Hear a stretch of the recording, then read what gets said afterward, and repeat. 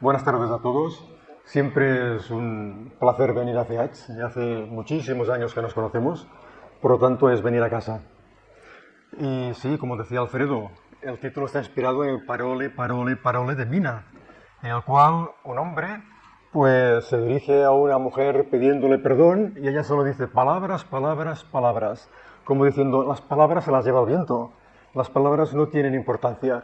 Sin embargo, en espiritismo las palabras tienen mucha importancia, porque al fin y al cabo con las palabras transmitimos nuestros pensamientos, nuestros sentimientos, nuestro pequeño conocimiento, y es importante que las palabras expresen exactamente lo que queremos expresar, siempre que sea posible, porque muchas veces podemos hacernos también un poco de lío.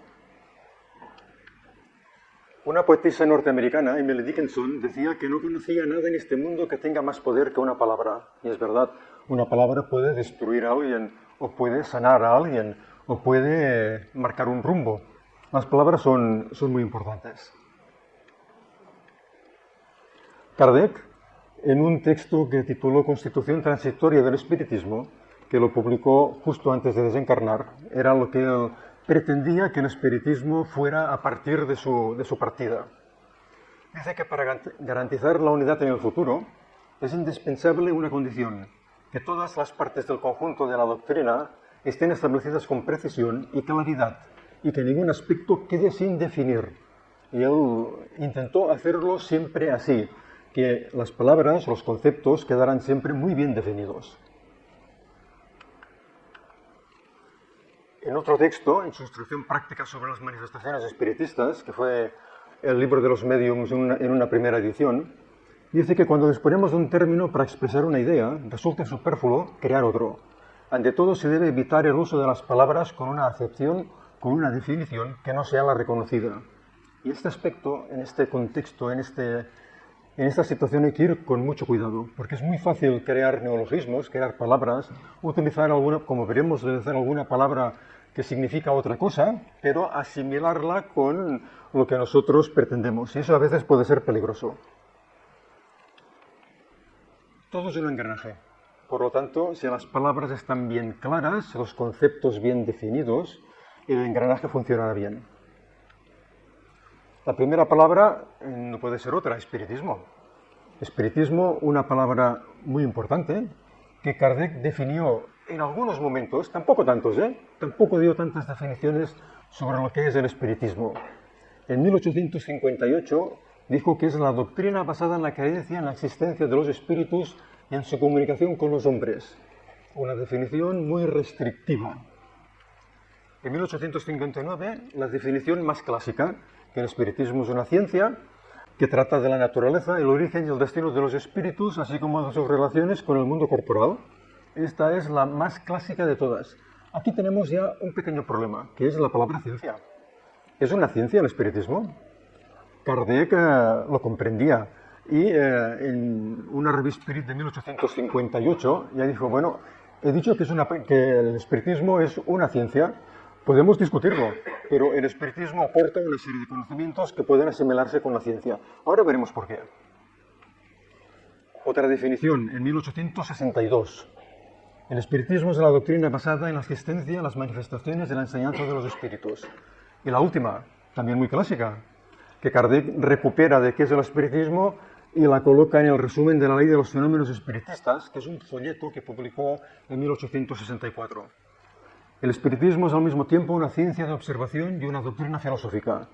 Como ciencia práctica, consiste en las relaciones que se pueden establecer con los espíritus. Como filosofía, comprende todas las consecuencias morales que se desprenden de esas relaciones. Y vamos con la ciencia. Hay que partir de una base. No es lo mismo el concepto ciencia en 1857 que en el año 2024. Casi no tiene nada que ver. En aquel momento en Francia, las ciencias se dividían en dos grandes ramas, las ciencias físicas y las ciencias morales. Dentro de las ciencias morales se encontraba la filosofía, se encontraba la psicología, se encontraba también partes de la religión. Por ello, no tiene nada que ver con lo que conceptuamos como ciencia hoy en día. No tiene nada que ver. En aquel momento, Kardec podía referirse que el espiritismo era una ciencia moral. una ciencia psicológica. Perfecto. Hoy en día tendremos muchas más dificultades para hacerlo.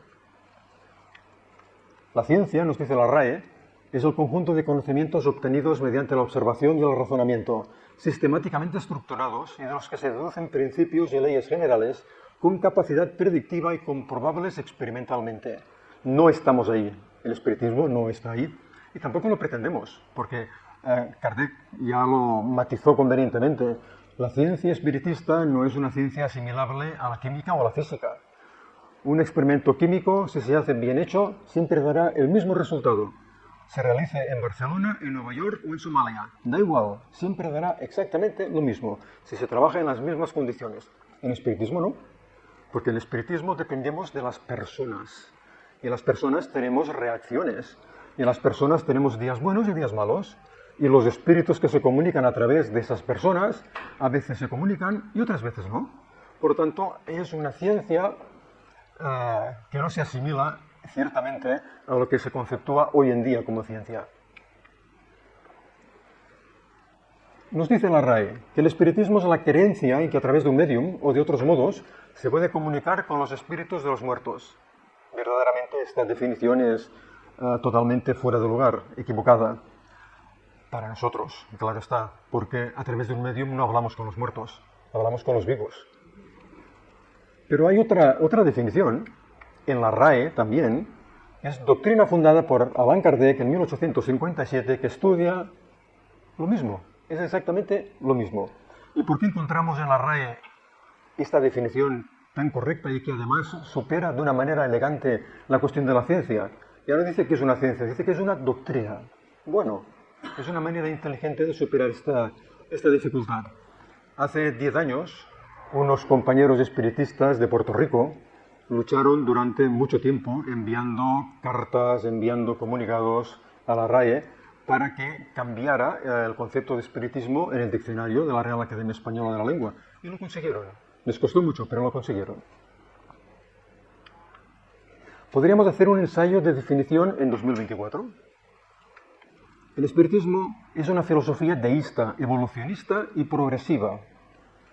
Está articulada sobre la teoría de la reencarnación, mostrando talante científico en el análisis de las manifestaciones de los espíritus y unas coherentes e inevitables consecuencias moralizadoras, solidarias y fraternas. Introducimos el término de reencarnación, que es absolutamente básico. Solamente mostramos talante científico, no somos una ciencia, mostramos un talante de investigadores.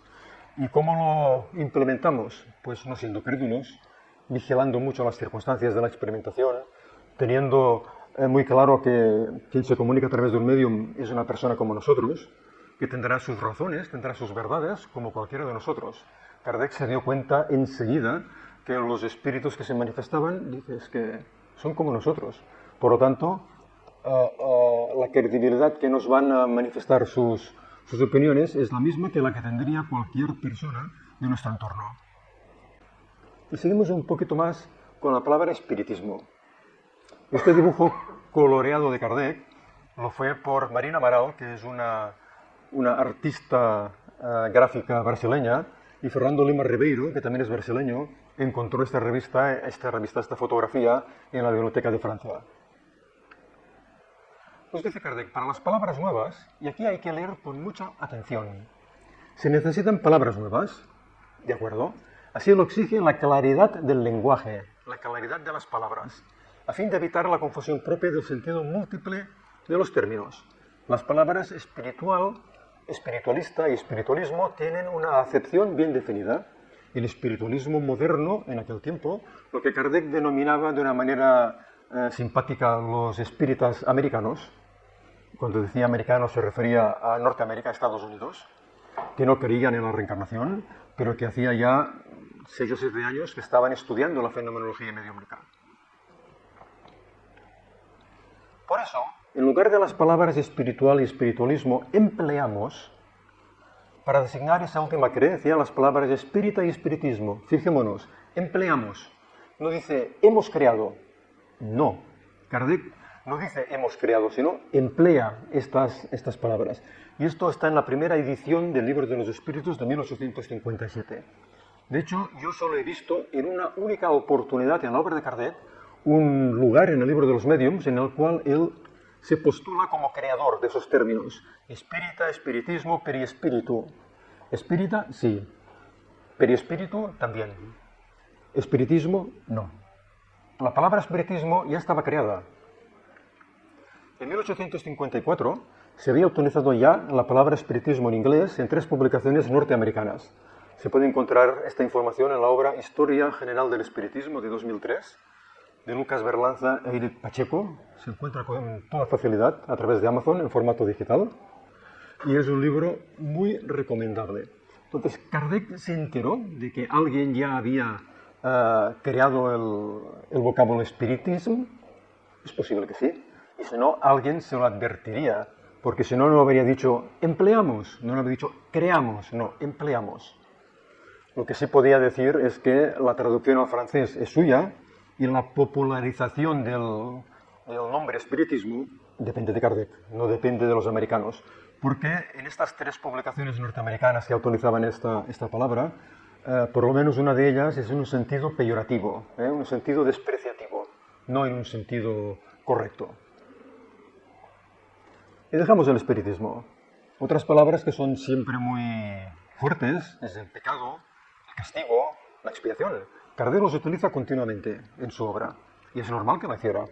Lo comprendo perfectísimamente, porque él provenía de un contexto católico, además fue educado en una localidad protestante y dicen algunos comentaristas de Kardec que él tenía un gran interés en intentar aunar lo que era catolicismo con protestantismo. No lo consiguió porque esto yo no sé si lo va a conseguir nadie. Pero bueno, él tenía ese interés porque él conocía las 2 vertientes. Todos nos equivocamos, todos podemos pecar, utilicemos esta nomenclatura, y a todos nos van a castigar o nos van a reñir. El hombre es castigado por donde pecó. Libro de los Espíritus. Se es castigado por donde se pecó. El Spirit de 1868, es decir, 8 años de diferencia, el lenguaje es el mismo. Sin embargo, cuando se dice en algún texto es que Dios te castigará, o Dios le castigará, o se encontrará con el castigo que Dios le propondrá. Esto no es admisible hoy en día, en 2024, en filosofía espiritista. Jesús nos enseñó que Dios es amor. Quien ama, quien nos protege y nos ampara a través de unas leyes perfectas, no nos puede castigar. Nos puede corregir, nos puede ofrecer oportunidades para aprender, nos puede enderezar el camino, pero no nos va a castigar. Además, nosotros, con respecto a Dios, no podemos pecar contra Él. Dios está por encima de esto. Dios no se enfada, Dios no le sabe mal que alguien pueda utilizar su nombre de una forma totalmente barrio bajera. No, porque sabe perfectamente, evidentemente, solo faltaría que no lo viéramos así, que cada quien está en su momento evolutivo correspondiente y cada quien tiene su manera de expresarse conforme a lo poco o lo mucho que sabe. Y la expiación también es un término que se utiliza constantemente. Es la pena que sufren los espíritus en punición de las faltas cometidas durante la vida corporal. Las vicisitudes y tormentos de la vida corporal son a la vez pruebas para el porvenir y una expiación para el pasado. Este texto es de 1858, en esa pequeña colección de definiciones que Kardec realizó.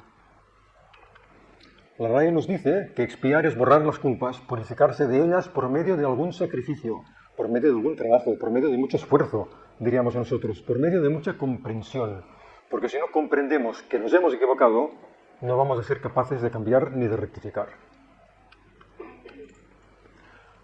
Los espíritus nos encontramos con las consecuencias negativas e inevitables de nuestros actos equivocados.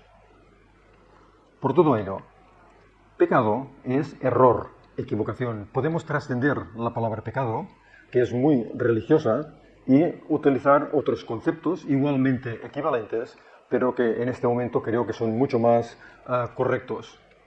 Castigo, consecuencias negativas. Expiación, rehabilitación. Los espíritus nos rehabilitamos de nuestros errores. Y no olvidemos tampoco un concepto moderno, que es la justicia restaurativa. que no es algo del espiritismo, no, es algo de las leyes, del legislador. En España todavía hay muy poca cosa. En otros países europeos es muy habitual. Es muy habitual para pequeños delitos, hurtos, especialmente, tal vez algún tema de drogas, en el cual se sienta a la misma mesa a quien ha cometido el delito, a quien ha sido la víctima, y también a diversos representantes de entidades sociales de la localidad para discutir de una manera fraterna qué hay que hacer con aquel que ha cometido el delito. Si se ha arrepentido de aquello, ¿qué se le puede exigir? Tal vez unas horas de trabajo social o muchas horas de trabajo social, tal vez ayudar a su víctima. Dicen que con este tipo de justicia, que es muy económica, absolutamente económica, se consigue mucho más que metiendo a aquella persona en la cárcel. Porque quien ha cometido un delito ve que se le intenta ayudar. La víctima se encuentra reforzada en su posición y las entidades sociales del entorno colaboran. Es decir, que hay cosas que dentro del contexto espiritista también hemos de tener en cuenta. José Herculano Pires, que no es un filósofo cualquiera, en su obrita, porque es una obrita de nada, de 50 páginas, tiene muy poquita cosa, pero está muy bien. Obsesión, pase y adoctrinamiento, en un momento determinado dice, no estamos en la vida para sufrir, estamos para aprender. Cada dificultad que nos desafía es una experiencia de aprendizaje. Y el sufrimiento es consecuencia de nuestra incomprensión de la finalidad de la vida. Pero básicamente encarnamos para aprender. Lo que pasa es que muchas veces no somos conscientes de ello y nos equivocamos. Por lo tanto, el sufrimiento, la dificultad, aparecerá. Pero no como un castigo, como una consecuencia natural. Caridad es otra palabra que Kardec utiliza profusamente, y es lógico. La palabra caridad significa exactamente lo que Jesús vino a enseñar. Benevolencia, tolerancia, saber disculpar a los demás. El problema muchas veces es que cuando nos hablan de caridad, yo creo que si saliéramos a la calle y hiciéramos una encuesta con las primeras 100 personas que nos encontráramos y le preguntáramos, oye, ¿para ti qué es la caridad? Yo creo que muchos nos dirían que es dar limosna. Simplemente dar limosna. Ellos, los espíritus, nos dice Kardec, no nos dicen, fuera del espiritismo no hay salvación, sino como el Cristo, fuera de la caridad no hay salvación. Caridad, la RAE nos dice, limosna que se da o auxilio que se presta a los necesitados. Pero no es la primera definición, ¿eh? La he colocado la primera porque quería enlazar con el texto de Kardec, pero la primera acepción de la RAE es actitud solidaria con el sufrimiento ajeno. Una definición perfecta. Quien tiene una actitud solidaria con el sufrimiento ajeno, sea a través de una limosna, sea a través de una ayuda directa, sea a través de comprometerse para echar una mano, está haciendo las cosas con el espíritu de la caridad, pero de la caridad bien entendida. Con ese lema de Kardec yo solamente haría una pequeña matización. Cuando dice que no hay salvación, no es problema. No hay nadie que esté perdido. Absolutamente nadie. Todos estamos salvados porque Dios nos tutela, nos acompaña, nos protege de una forma amorosa y firme. Por lo tanto, no hay nadie que necesite ser salvado. Pero son palabras que se utilizaban y era lógico que Kardec estuvo genial con esta frase. Absolutamente genial. Porque lo que privaba en aquel momento era que fuera de la Iglesia no hay salvación. Esto es absolutamente restrictivo. ¿Qué quiere decir esto? ¿Que un ateo bondadoso, caritativo, que los hay, no podrá salvarse porque no está dentro de un contexto religioso? Evidentemente no. O otros tantos que hay en nuestro mundo que no son cristianos, ¿no se van a salvar porque no son cristianos? ¿Porque no están dentro de la Iglesia? Evidentemente tampoco tiene ningún sentido. ¿Cuál es el verdadero sentido de la palabra caridad? Tal como Jesús la entendía. Benevolencia, indulgencia y perdón. Ahí está. Es que ahí está todo. Pero hay que saberlo entender. Yo creo que en este momento, en el siglo XXI, podemos hablar perfectamente de solidaridad, de fraternidad y plantearnos que fuera de la solidaridad no hay progreso real. Si no hay solidaridad de unos hacia los otros, ¿cómo vamos a progresar colectivamente?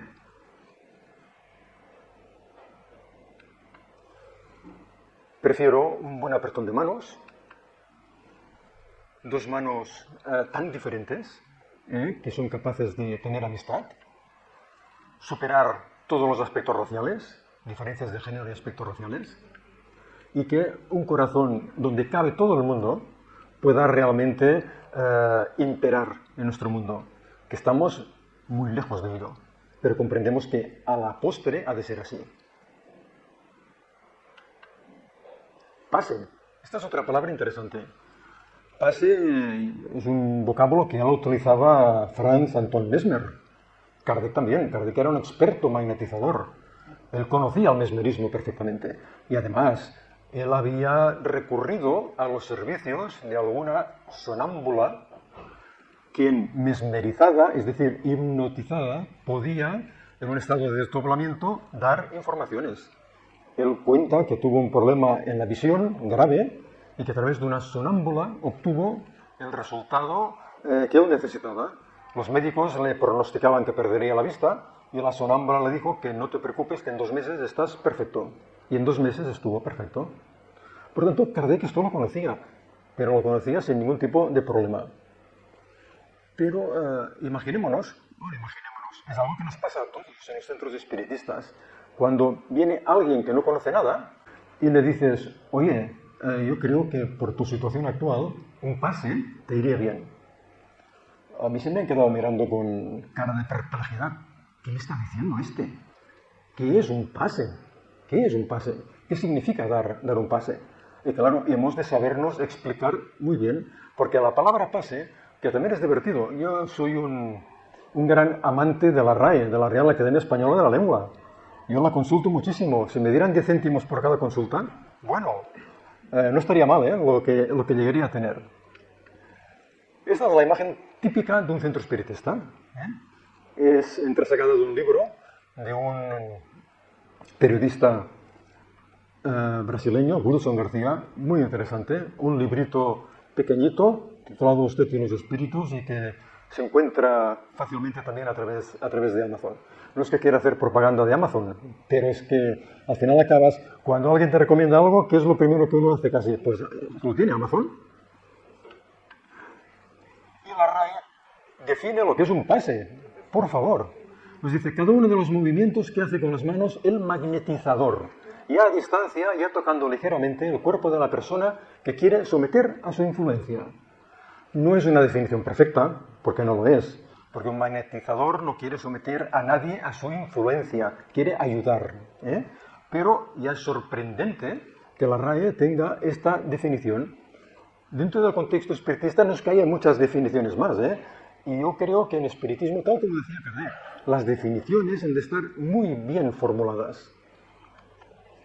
El pase es una terapia eminentemente psíquica, de perispíritu a perispíritu, de alma a alma. Se nos dice en este librito tan interesante, Terapia de los Pases, del proyecto Manuel Filomeno de Miranda, donde hay una entrevista larguísima con Divaldo Franco sobre el tema de los pases. Es decir, que es una terapia psíquica, de perispíritu a perispíritu. Bien. ¿Qué nos dice Kardec al respecto? No define mucho, porque a pesar de que Kardec en más de una oportunidad nos dice que magnetismo y espiritismo son casi, no la misma cosa, pero están muy emparentados, van juntos. Dice, no podríamos explicar el uno sin el otro. Pues Kardec nos dice, en la acción magnética propiamente dicha, es el fluido personal del magnetizador lo que es transmitido. Y de ese fluido, que no es otro que el perispíritu, se sabe que siempre participa más o menos de las cualidades materiales del cuerpo, al mismo tiempo que sufre la influencia moral del espíritu. Lo comprendemos perfectamente. Está hablando de magnetizador, no de pase espírita, Cuidado. El magnetizador da sus propios recursos. No hay ningún espíritu, puede haberlo, siempre puede haberlo, de una manera oculta, pero en principio es él quien da sus propios recursos, conforme se nos dice en ese proyecto Manuel Filomeno de Miranda y en la revista Spirit, que son sus propios recursos periespirituales. Porque el perispíritu, yo creo que cada vez más hemos de acostumbrarnos a visualizarlo como un componente energético. no como un calco del cuerpo físico, no, un componente energético del cual podemos extraer algunos aspectos que podemos donar, como quien dona sangre. Cuando vamos a dar sangre, donamos algo nuestro, totalmente nuestro. Pues el magnetizador dona también algo totalmente suyo. Este sería el primer ítem, correspondería al primer ítem de la Génesis, en el capítulo 14, cuando habla de los fluidos, y en el que habla primero del magnetizador y en segundo lugar por el fluido de los espíritus que actúan directamente y sin intermediarios sobre un encarnado. ¿Qué fluidos? ¿También su propio perispíritu? ¿O tienen otros recursos? Posiblemente tienen otros recursos, porque tienen mucho más conocimiento que nosotros y el componente energético de nuestro universo es mucho más amplio y complejo de lo que nosotros podemos saber. Por tanto, deben tener muchos más recursos. Y finalmente, por el fluido que los espíritus derraman sobre el magnetizador, que suman al magnetismo del magnetizador, y este simplemente es el conductor, que realmente esta última situación es la que se suele dar en los centros espiritistas. Es lo más normal, que haya un trabajo de equipo entre quien magnetiza y quien, desde el mundo espiritual, aporta sus propios recursos energéticos. Sigamos un poco más con el pase. Tiene muchos nombres. Magnetismo animal, conforme le denominaba Mesmer, pase espírita, reiki, toque terapéutico, terapia fluídica o energética, tal vez sea un nombre bastante adecuado, o bioenergía. No está mal. Divaldo Franco utiliza el concepto de bioenergía en ese librito de la terapia por los pases. Otros autores hablan de energía biopsíquica. Tampoco está mal. Yo creo que son estos dos últimos, o los tres últimos, se explican mejor que simplemente la palabra pase. Nada más. También Mesmer, que tampoco explica de una manera muy consistente qué es eso del magnetismo animal, dice que es una armonización entre el magnetizador y quien recibe aquel recurso terapéutico. En otro lugar he podido leer también como una armonización del perispíritu del magnetizador con el del enfermo, con el del paciente, con el de la persona que tiene problemas. Y así de una manera natural esa persona se puede recuperar. Pienso que hay mucho a estudiar todavía en este campo. Hay muchos recursos de los que no somos conscientes y que podríamos tener en cuenta. Es decir, si esto fuera el magnetizador que tiene dentro esa capacidad bella de ayudar, la armoniza fuera de él con aquel que tiene ciertos problemas. Fijémonos en una cosa curiosa. Los magnetizadores antiguos, y yo aprendí la cuestión de los pases espíritas con libros de magnetizadores antiguos porque no había otra cosa en aquel momento, hablan de varias técnicas. Pases longitudinales para despejar, pases transversales para dispersar, pases circulares para concentrar energía, también el soplo frío y el soplo caliente y la mirada. ¿Para qué sirve la mirada? ¿Para qué sirve la mirada? Si yo miro a Marcelo o a Manolo, veo a Marcelo o a Manolo, pero puedo mirar con intención. Si yo sé que Marcelo tiene determinado problema físico, puedo movilizar mi pensamiento y enviar una ayuda mental, y la mirada me sirve para fijar mi atención. Tal vez me está sirviendo para armonizar mi perispíritu con el tuyo. No lo sé. Son aspectos que tenemos que estudiar.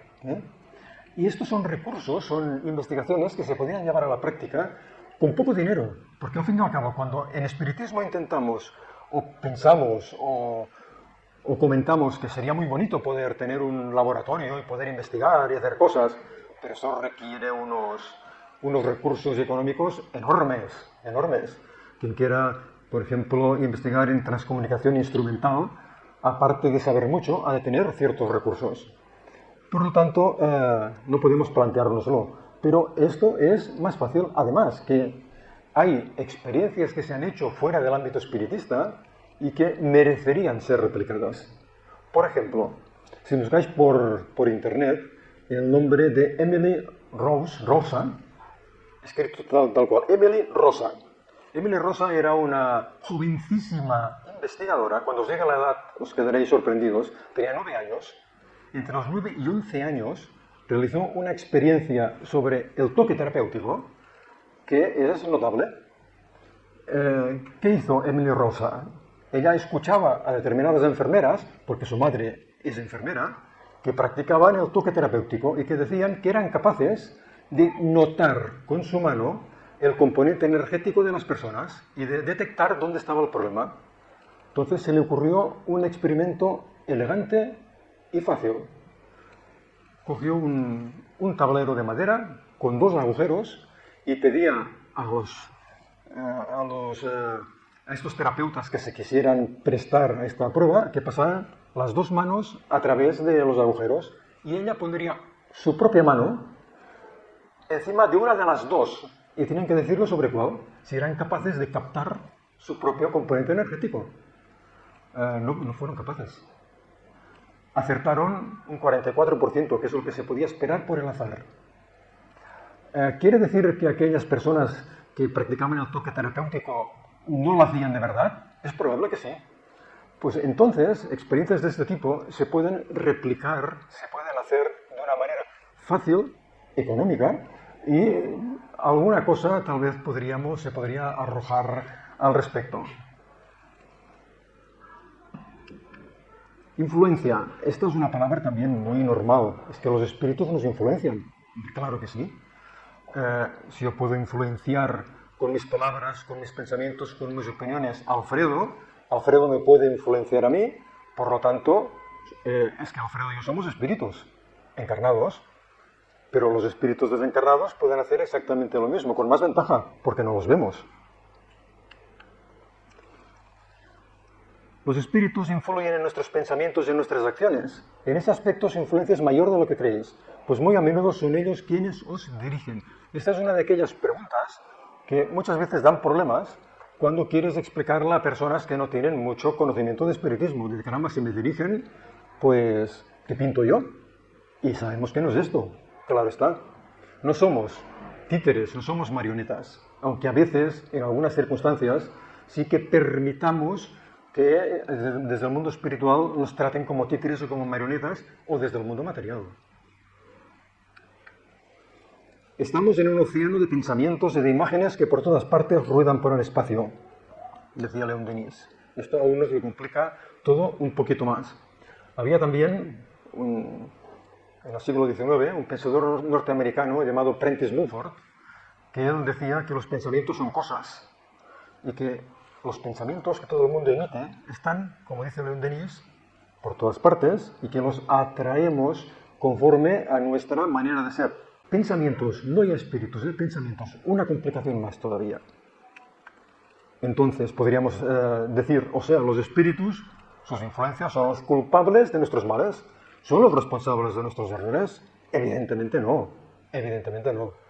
Pero a una persona que no entienda nada de nada, no es tan fácil explicárselo. Cuando el ser humano, cuando el hombre está de algún modo inmerso en la atmósfera del vicio, el mal, ¿no se convierte para él en una atracción casi irresistible? Atracción, sí. Irresistible, no. Y dicen los espíritus de Kardec, no hay atracción irresistible. Si queremos resistir determinadas influencias, podemos hacerlo. Pero claro, ha de ser una reacción adecuada, una reacción fuerte, una reacción con fundamento. No simplemente pensar, mira, me están molestando, pues que dejen de hacerlo. No, hay que hacer un trabajo adecuado para ello. Por lo tanto, ¿los espíritus nos influencian? Claro que sí. En otro lugar, Kardec pregunta, ¿los espíritus los ven continuamente? Dicen, os ven, pero solo fijan su atención en aquellos que de alguna manera les llama la atención precisamente. Si no, no. Es como en el mundo material. Para venir hasta aquí nos habremos cruzado con muchas personas. ¿Os acordáis de alguna? Yo no me acuerdo de ninguna. Ahora, si hubiera pasado una persona vestida de una manera excéntrica, o gritando, o lo que fuera, pues entonces habría fijado mi atención en ella. Pues los espíritus muchas veces hacen lo mismo. Se fijan en quien llama la atención. Esta palabra, cuando la leí por primera vez hace ya muchos años, La verdad es que me sorprendió. Pensé, vampirismo, ¿pero qué me dice? Lo leí en un libro de Evaldo Franco que se llama Los bastidores del obsesado. Estoy hablando de 1970 y poco. O sea que ha llovido muchísimo. Ha llovido muchísimo. Entonces a mí me sorprendió mucho que se utilizara la palabra vampirismo. Es una palabra certera, que expresa perfectamente lo que quiere decir. Alguien que nos chupa la energía. Es clarísimo. Pero yo le digo a una persona que venga por primera vez al centro, cuidado que hay vampiros psíquicos. Me dirá, anda, hombre, anda, vampiros psíquicos. ¿Has visto muchas películas de Drácula? Por favor, no. Por eso hemos de esforzarnos, siempre que sea posible, utilizar palabras que no tengan ya otro significado, como decía Kardec. ¿Qué dice la RAE? El vampirismo es la conducta de la persona que actúa como un vampiro. El vampiro, espectro o cadáver que, según ciertas creencias populares, va por las noches a chupar poco a poco la sangre de los vivos hasta matarlos. No está mal, ¿eh?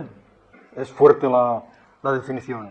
Y en otro lugar, el vampirismo clínico es un trastorno mental, una parafilia, es decir, una desviación sexual, caracterizada por ser asociada con una necesidad compulsiva de ver, sentir o ingerir la sangre, existiendo o no el autoengaño credencial de ser un vampiro, es decir, es una enfermedad.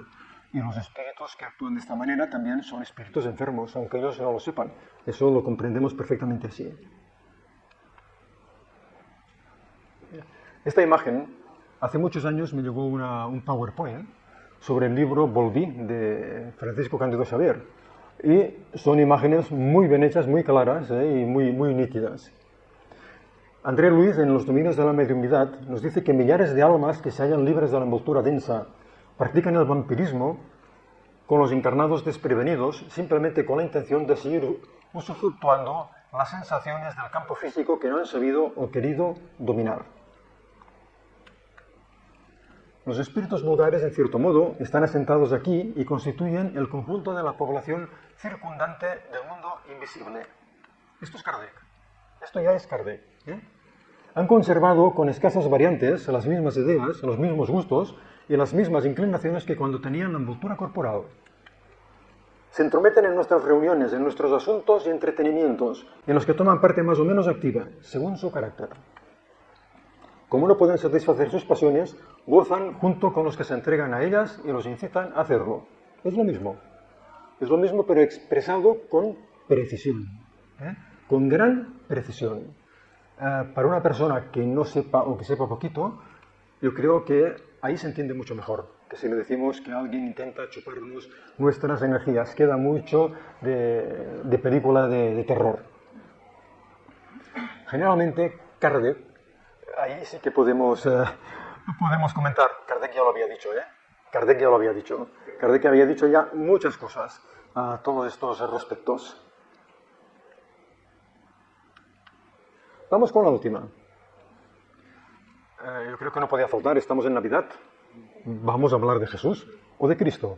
¿De quién vamos a hablar?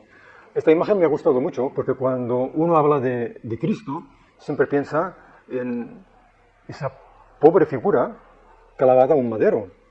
No, Jesús es mucho más importante que esto, La muerte de Jesús fue importante, pero la vida de Jesús fue muchísimo más importante.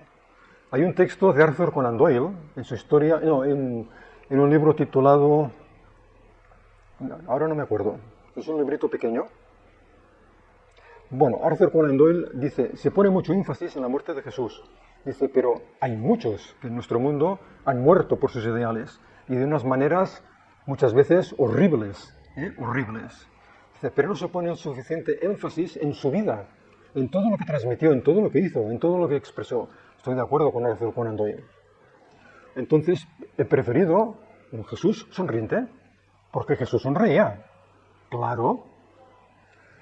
Jesús sonreía, sin duda. No vamos a querernos como aquellos monjes de la película El nombre de la rosa, del libro de Humberto Eco, que decían que Jesús no sonrió nunca y que perseguían, hipotéticamente, un libro de Aristóteles que ensalzaba la risa y la alegría. No, seguro que Jesús sonreía y debía tener buen humor. ¿Por qué no? Su misión era trascendente, muchísimo, claro que sí. pero él podía comprender las necesidades de sus discípulos y de las personas que tenía a su alrededor. Por tanto, podía mirarlos con gran conocimiento, con gran afecto y con buen humor. La RAE también define a Cristo. En la doctrina cristiana, el Hijo de Dios, hecho hombre, Jesús, el Cristo. Bueno, Hijo de Dios, sí, como yo, como cualquiera de nosotros. Todos somos hijos de Dios, todos.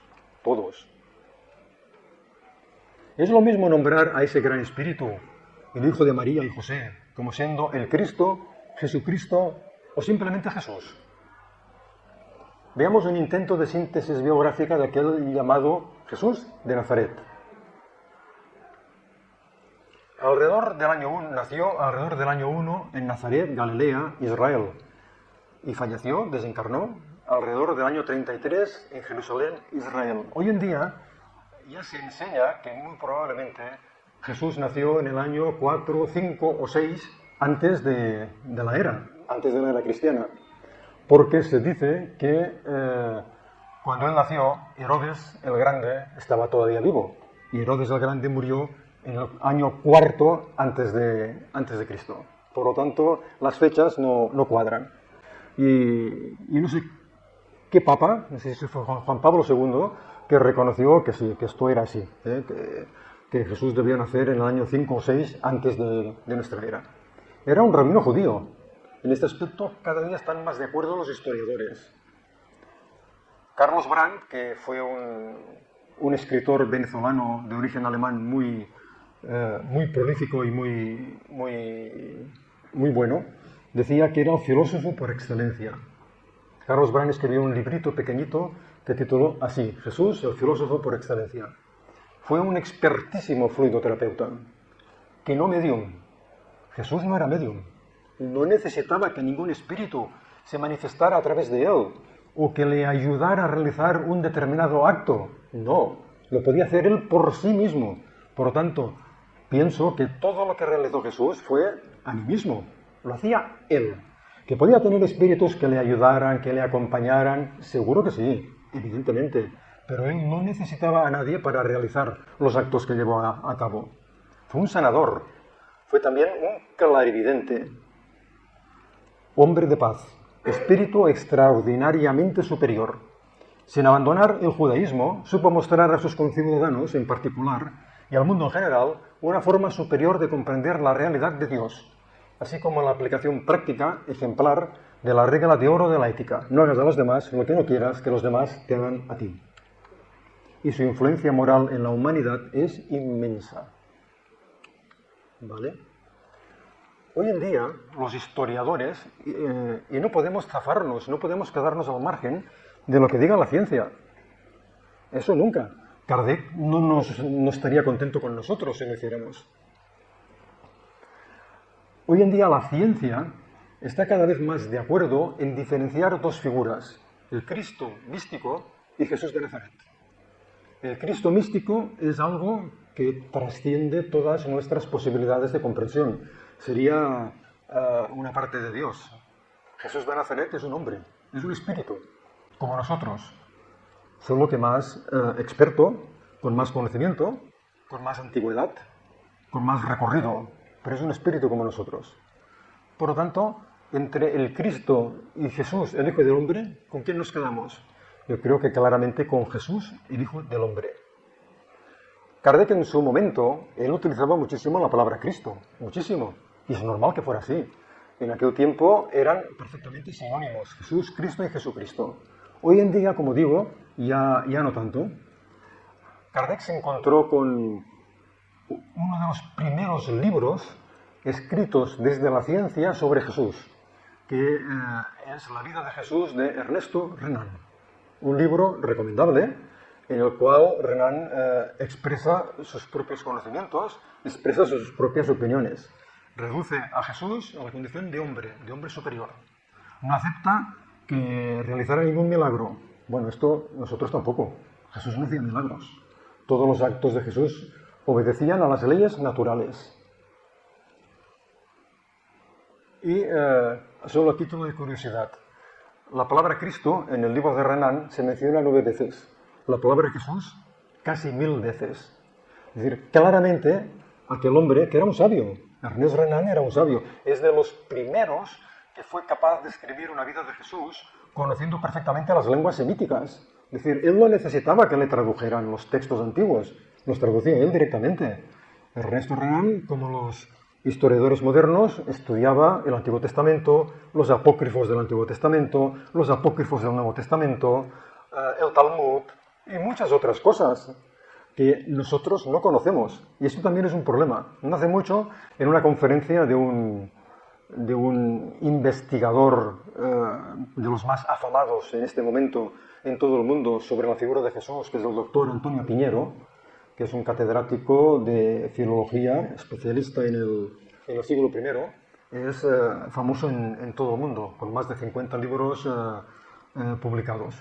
Pues bueno, el doctor Antonio Piñero nos dice que estas son cosas que hemos de tener en cuenta y que para conocer perfectamente los dichos y los hechos de Jesús y de los que estaban a su alrededor, hay que saber mucho judaísmo antiguo, porque si no, nos perdemos, porque podemos creernos que una cosa es otra cosa, porque no conocemos realmente lo que es el judaísmo antiguo.